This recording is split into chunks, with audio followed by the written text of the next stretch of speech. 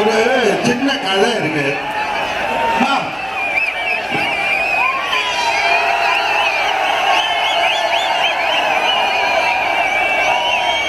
எனக்கு தம்பி அவர் சின்ன வயசு கதை ஒன்று சொன்னாரு. அதை முழுதாக சொல்ல மாட்டேன். என்னை பார்க்க அவர் வீட்டுல இருந்து ஒரு சைக்கிள் எடுத்துட்டு வந்தாரு.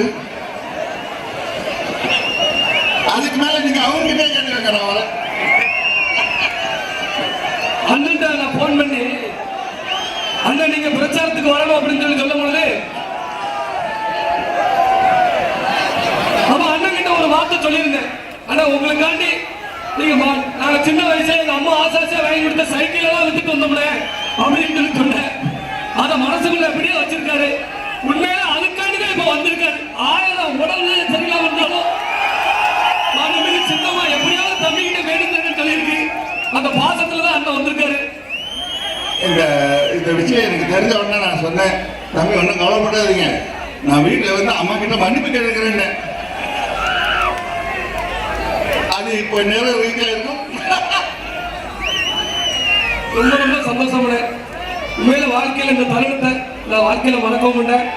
உண்மையில என்றென்றும் உங்களது அன்பிற்கு நாங்கள் எல்லாரும் தென் மாவட்டத்தில் அத்தனை பேர் உங்களுக்கு அடிமை.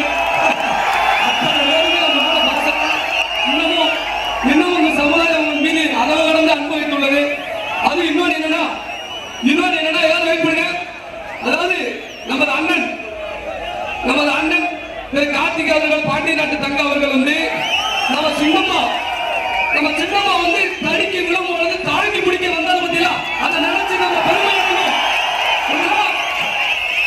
அந்த சின்னம்மாவோட நம்மளுடைய அதிகாரத்தை அழிக்க நினைக்கும் பொழுது நான் காப்பாற்றுவேன், நான் நிப்பேன் சொல்லி வந்தாரலாம். அதுலயே நவரசர்கள் கார்த்திக் யாருன்னு உலகத்துக்கே தெரியும். இனி அண்ணன் மாறு வரை அவருக்காக எத்தனையோ ரத்த உள்ளங்கள் இன்னைக்கு அமர்ந்து பச்சை குத்திட்டு உடல்ல பச்சை குத்திட்டு அடைஞ்ச அத்தனை பேருக்கும் இது சமர்ப்பணம். இனி அத்தனை பேருக்கும் தொழிலாளர் இருப்பாரு. இந்த சமூக அதிகாரத்தை வருவதற்கு அவர் போராடுவார். அது எந்த மாற்று கருத்து கிடையாது. உண்மையான உணர்வோடு பசுமிகு அண்ணன் வந்திருக்காரு. மாண்புமிகு சின்னம்மா அவர்களுக்கு துரோகம் செய்த துரோக கூட்டத்தை நாம் வந்து கண்டிப்பாக அடக்கியாக வேண்டும். 2026 சட்டமன்ற தேர்தலில் தென்னந்தோப்பு சின்னத்தில் போட்டியிடும் அத்தனை வேட்பாளர்களும் ஜெயிக்க வேண்டும்.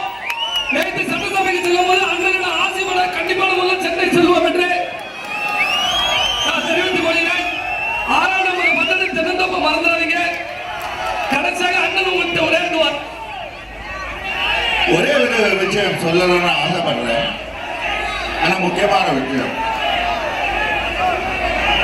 நீங்க பிராஞ்சியான்னு கேள்விப்பட்டிருப்பீங்க.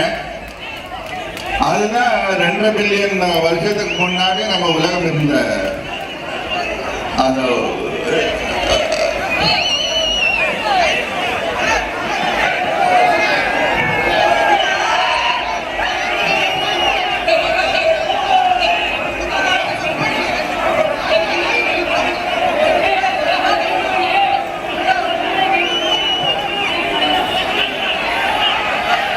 சரி, அதை நான் பாதியிலே விட்டுறேன்.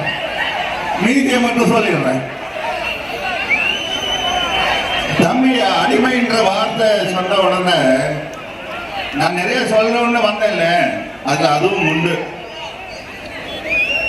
அடிமைத்தனத்தை விரட்டி அடிக்க வெள்ளைக்காரனுடன் நாம் போராடியது எப்படி என்று உங்களுக்கு எல்லாம் தெரியும். சரித்திரம்.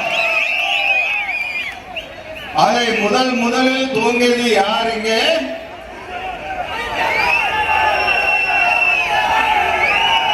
பெண் யார்? அவர்கள். அதே போன்று இன்னைக்கு அந்நியவர்களும் வந்திருக்கிறார். நான் என்ன சொல்றேன்னா, எத்தனை வீரர்களை உருவாக்கிய நம்முடைய தமிழ்நாடு, தமிழ்நாட்டின் வேல்யூவும் இந்தியாவுடைய போராட்டத்தையும் இந்தியாவின் சுதந்திரத்துக்காக நடந்த போராட்டத்தில் கலந்து கொண்ட அத்தனை வீரர்களுக்கும் நாம் என்ன சமர்ப்பிக்கணும்? அவங்க நமக்கு பெற்று தந்த சுதந்திரத்தை காப்பாற்றி தர வேண்டும். அவங்களை விரட்டியாச்சு. மீண்டும் நாம் டெமோக்ரஸியாக தலை நிமிர்ந்து நிக்கணும்னா, மக்களாட்சி தொடரும்னா அடிமைத்தனத்தை அடியோடு ஒழிக்க வேண்டும்.